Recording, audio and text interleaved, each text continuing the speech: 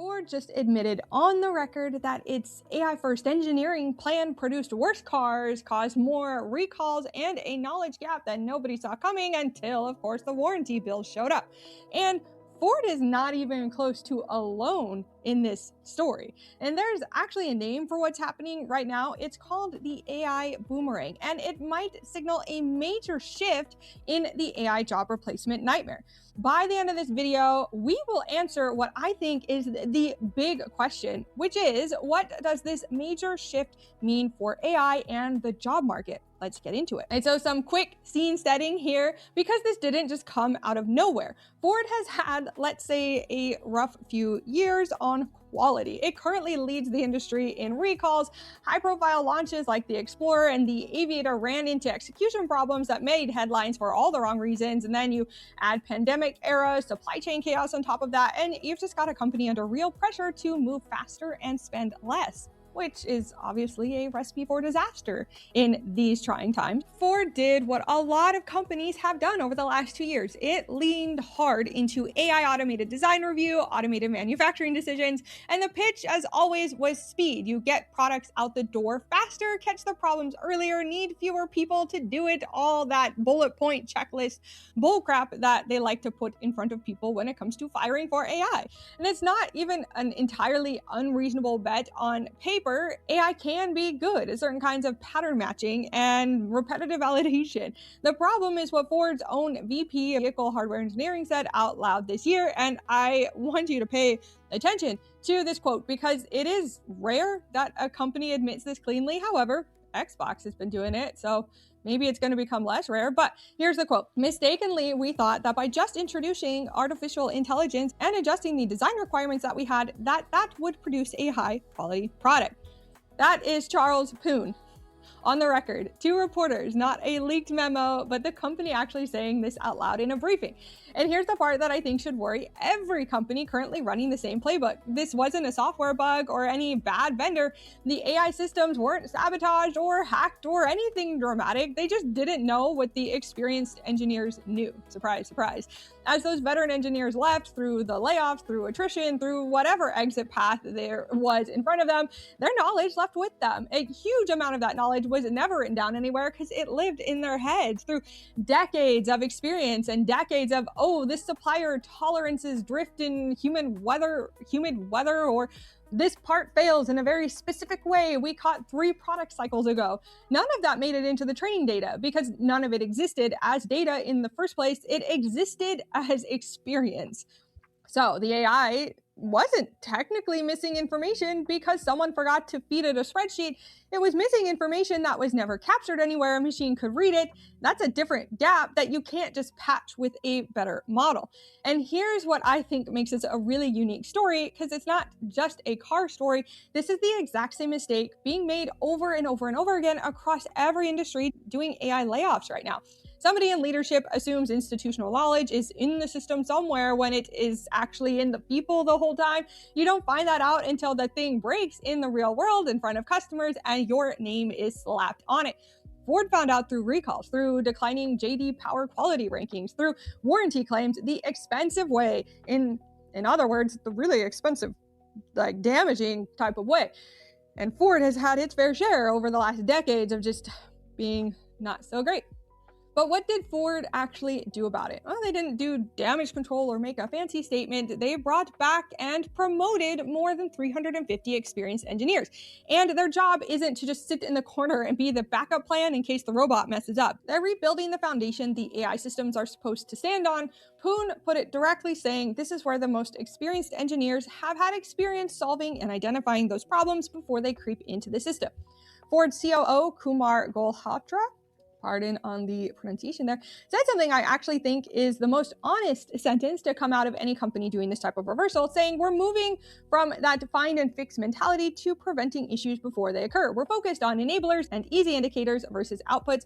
Stop admiring the problem and start solving it. So translation for anyone who doesn't speak corpo, we're letting the AI make calls and finding out later that it was wrong. Now we're putting humans back in front of the AI instead of behind it or just out the door altogether. Now, to be clear, Ford didn't just throw its hands up and abandon AI entirely. It's not humans win and robots bad. It's not that type of story. I don't think we'll really ever get back to a pre-AI world, and I do want to be careful about making those types of claims because it's not what actually happened, and it's not really the point of this channel anyway. Ford added more than 100,000 AI-driven automated tests specifically to hunt edge cases and stress the system under way more conditions than a human team could manually check. It also stood up a dedicated 40% software quality team focused entirely on catching defects early. So the actual model Ford landed on isn't fire the humans and trust the AI, and it isn't fire the AI and trust the humans either. It's AI doing the brute force testing that it's actually good at, with experienced humans deciding what good even looks like. If you've watched this channel for more than one episode, you already know this is the argument that I make basically every time one of these stories comes up. AI as a tool run by people who know the domain, that is where it should be at, not AI as a replacement for the people who know the domain.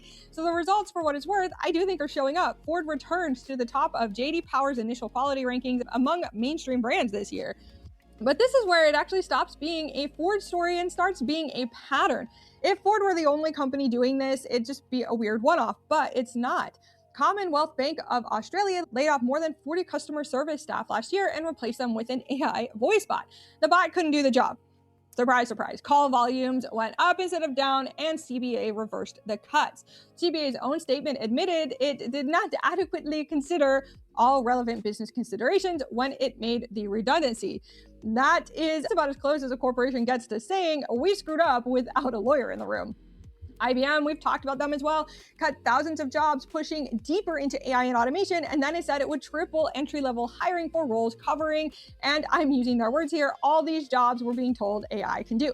The new positions are explicitly for tasks needing human judgment, customer interaction, and oversight of the AI systems IBM just spent a fortune deploying. We've talked about Klarna as well in this channel. Klarna's version of the story is basically the industry's cautionary tale at this point. It went all in on AI customer service, bragged about it publicly, then quietly started hiring humans back after admitting the AI output was, in their words, low quality. This isn't just a handful of anecdotes that I cherry-picked to make a point.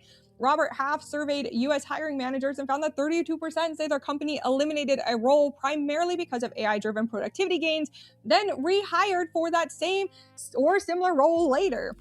Not a fluke at this point. That's basically just 1 in 3.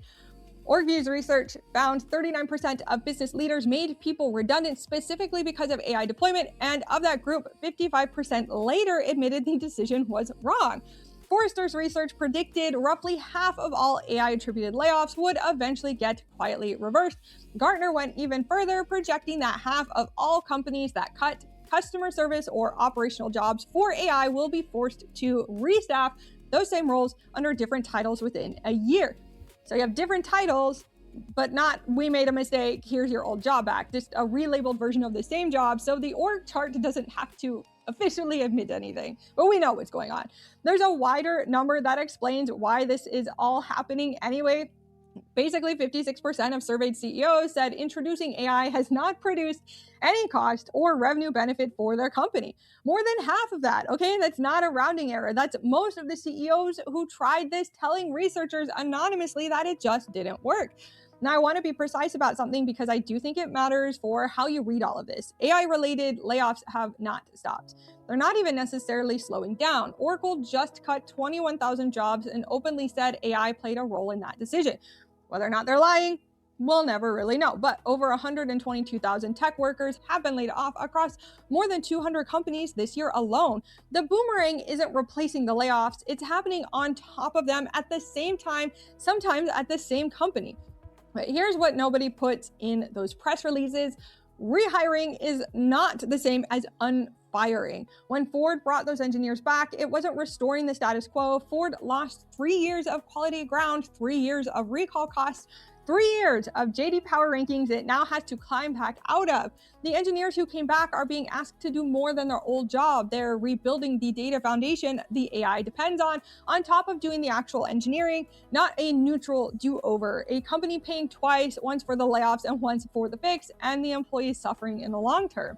It's not just Ford eating that cost either. Every worker who got cut in one of these AI efficiency moves absorbed months of instability, resume gaps, and in a lot of cases had to find other work entirely before their old employer their old employer came calling again, if it came calling at all. The people making the decision to cut didn't lose income during that gap. The people who got cut did. And that's a part of the story that should make you angry, if any part of it does at all. Not that AI failed at some tasks. Of course it did. It's a tool. Tools have limits. What should get you is that companies ran this experiment on their own employees' livelihoods instead of running it in a pilot program first. Full department cuts based on pitch decks, promises, and the actual verification happening after layoffs instead of before. Okay, so the question I promised at the top: what does the AI boomerang actually mean if you're a person with a job that AI could theoretically touch? First is the good news, and it is real good news. AI is coming for your job was a framing for the last 2 years with full stop, no nuance, nothing. And the boomerang data says that framing was wrong, or at least really incomplete. Companies tried the full replacement, and a third of them are already walking it back. Gartner is projecting half of the AI-driven customer. I already talked about that. Now the part that isn't good news, so don't leave this video thinking it's all fine. The job doesn't come back the same. Like we said, Ford's returning engineers aren't just doing the old job, they're doing the old jobs plus rebuilding the AI's data foundation on top of it. So it is possible that they get replaced later on. We don't know just yet. IBM's new hires aren't a straight rehire either. They're explicitly there to manage, judge, and correct the AI systems that replaced their predecessors. The job market isn't proving humans win, keep your job as is. It's proving something closer to humans win, but only the humans who can also supervise the thing that almost replaced them. So here's the actual answer, like an honest one. The boomerang doesn't mean AI job replacement was a myth. It means companies ran the experiment on your paycheck before running it in a lab and found out it didn't work the way the pitch deck promised, and are now hiring back a smaller, more specialized version of the workforce they cut. So if you're in a field AI is being pushed into right now, the safest position isn't AI can't do my job. It's I'm the person who can tell when the AI got it wrong. And that's the skill every one of these rehired roles has in common. At Ford, at CBA, at IBM, at Klarna, judgment, oversight, and the ability to catch what the model can't see is a valuable skill. So if you're like me, working in an industry like software development, where your job may or may not exist for much longer, at least in the current way, start learning how to work with the AI. Just saying full, I'm not going to do it, I don't think is going to save your job. And I would be lying to you if I said you never had to interact with AI.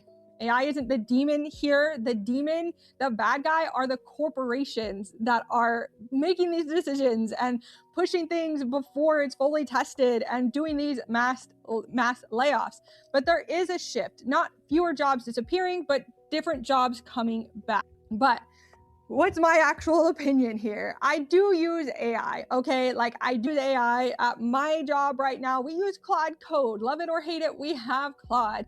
AI is not something that is going to go away. I'm not AI bad, human good, full stop type of channel, and I never will be. If that's the video you're hoping for, I'm sorry, that's not what's happening here. But I am very furious about the way that AI is being handled and the way that the big companies and the AI fanboys are handling all of this. And what makes me the most furious about the Ford story specifically isn't that the AI didn't work perfectly.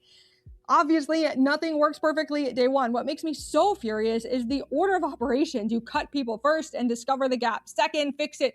Third, using the exact people you cut at a delay and a cost that didn't need to exist. If anyone had just asked, hey, do we actually know everything these engineers know? Is there a value in keeping people on board? Like, come on, just assuming the model knows everything is asinine. They could have asked basic questions and done some real research before the layoffs instead of after.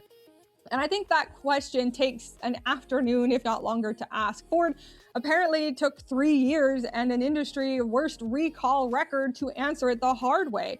And this is why I think the boomerang numbers matter more than any single company's story. 1 in 3 hiring managers rehiring for a role they cut for AI isn't a few companies learning a lesson.